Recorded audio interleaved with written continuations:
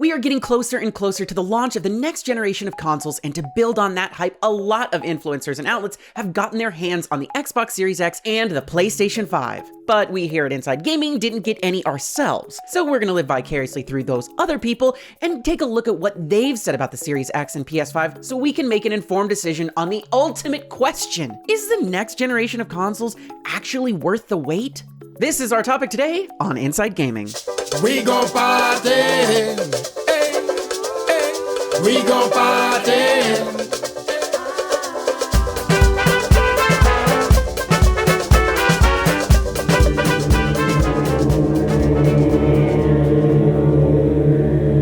Let's take a look at what folks are saying about the Series X first, since people have had that for a bit longer at this point. The next generation of the Xbox brand drops on November 10th, just 9 days away, and this monolithic console definitely has some power inside its refrigerator-esque body. An 8-core custom Zen 2 CPU, a GPU pushing out 12 teraflops, 16 gigabytes of GDDR6 RAM, and a measly 1 terabyte of internal storage. Yes, of course, you can expand the storage, but you'll probably need to do that sooner rather than later, and a lot of those quicker load times are based on that terabyte being an SSD. So if you want that peak performance on externally stored games, you'll need to plan accordingly. All this has the Xbox Series X targeting 4K visuals at a solid 60 frames per second with the capability to hit 120 frames per second. But that's what it says on the box. What are people saying about it? Jeff Grubb from VentureBeat broke down their experience with the console bit by bit, focusing on load times, startup times, data transfer times, frame rates, and of course, backwards compatibility. For loading times, they said, loading Final Fantasy 15 on the Xbox Series X took around 13 seconds.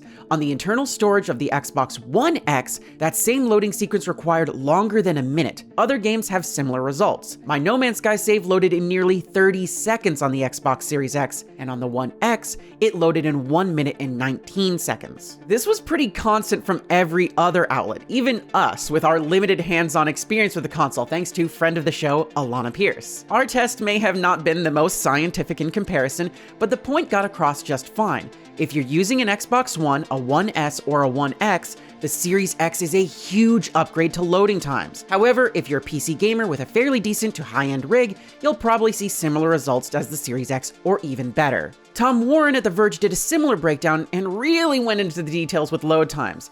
They listed that Call of Duty Warzone dropped from 21 seconds to 16 seconds, Red Dead Redemption 2 went from 1 minute and 35 seconds to 52 seconds, The Outer Worlds plummeted to 6 seconds on the Series X compared to the One X's 27 seconds. So again, fast. Very, very, very fast. Grubb's conclusion on the console overall was that the Xbox Series X seems to address the shortcomings that developers and gamers have had to deal with since 2013. I'm hoping that the launch of the Xbox Series X will enable us to bury those tired old machines. This is the console we should have had years ago, and I'm so ready for it. Another feature that makes the Xbox Series X as fast as it is would be Quick Resume, with GameSpot's Michael Hyam calling it a literal game changer. They described their time with the feature saying, I was able to keep 6 games simultaneously suspended in Quick Resume and hop between them to pick up right where I left off. So it sounds perfect for someone who likes game hopping, and having more access to what you want as fast as you want it is always a good thing. Except there is a small downside. Hyam finished their thoughts on the feature with a single standout issue.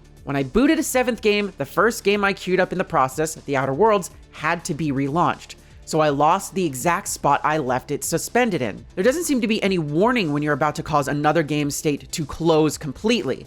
But let's be honest, having 6 games held in Quick Resume is more than enough. However, I do wish there was an indicator of how much you're pushing it. So just remember to keep count about how many games you have open while using it, because the Series X won't do that for you.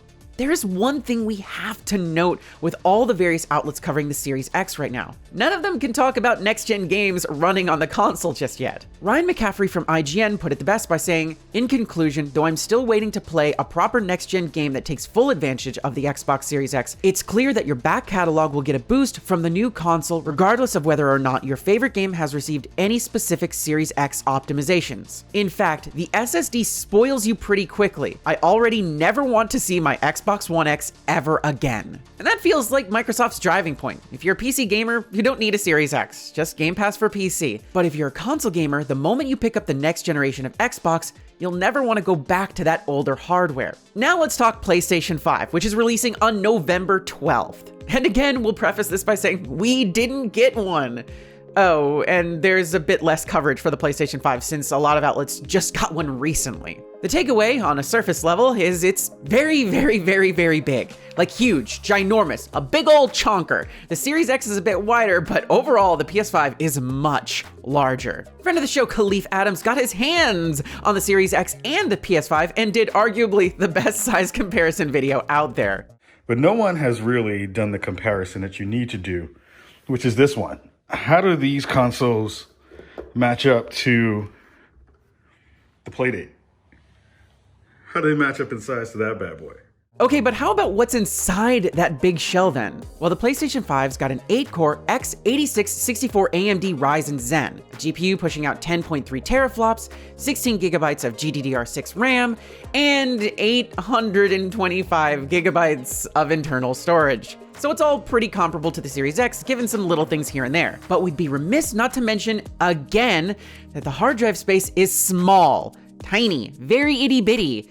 Given the size of games from the current generation and the obvious scaling upwards we will have to deal with in this next generation, you'll barely have room for anything without adding external storage devices. It's a huge bummer, so keep that in mind and make sure if you're going to use external storage, it's gonna be an SSD, because you want those faster loading times. Alright, enough with the Sony documentation and bullet points. What have people who've gotten their hands on the PlayStation 5 said about it so far? And again, a note, people are still under NDA about a bunch of features and more info keeps getting rolled out, but here's what they're saying at the moment. Let's start with a small thing. As mentioned by Nebellion on Twitter, the X is now the official confirm button for the entire world now moving forward.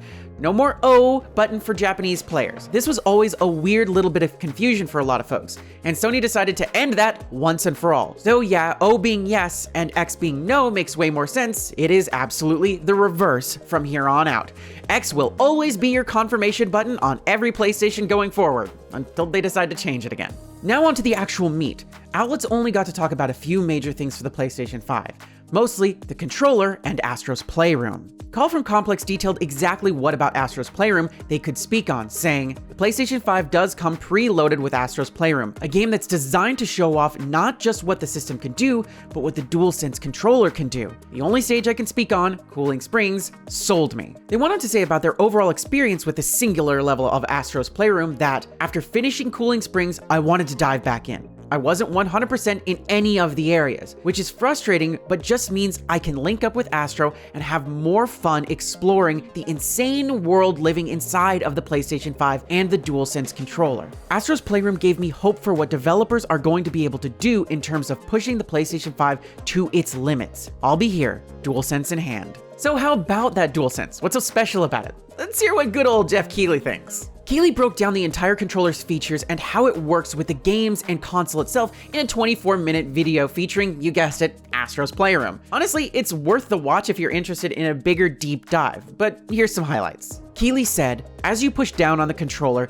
there's tension in the adaptive triggers, and it's programmable. Imagine pulling this down and feeling the pressure of a bow and arrow. Designers can create tension points as you pull the trigger down at certain percentages and give the player feedback. That's a unique sensation that's going to have a big impact in the long term on gameplay. Based on this description alone, it feels like PlayStation took what Nintendo had attempted with the HD Rumble and took it to the next level. Being able to have a real physical sense of tension in relation to what action you're performing in the game adds a huge level of immersion that we previously didn't have easy access to. The next aspect Keighley talked about was the speaker inside the DualSense, which he seemed to really enjoy. At least in Astro's Playroom, there's much more variety in the types of sounds. You really do sense there's a lot going on with the haptics and there's sound that ties into it. When you combine that with the Tempest 3D engine in PlayStation 5 for the speakers and get a harmony between the controller sound and what's happening in the PlayStation 5 is really, really unique and interesting. Now, one of the coolest features about the DualSense that I haven't heard many people talk about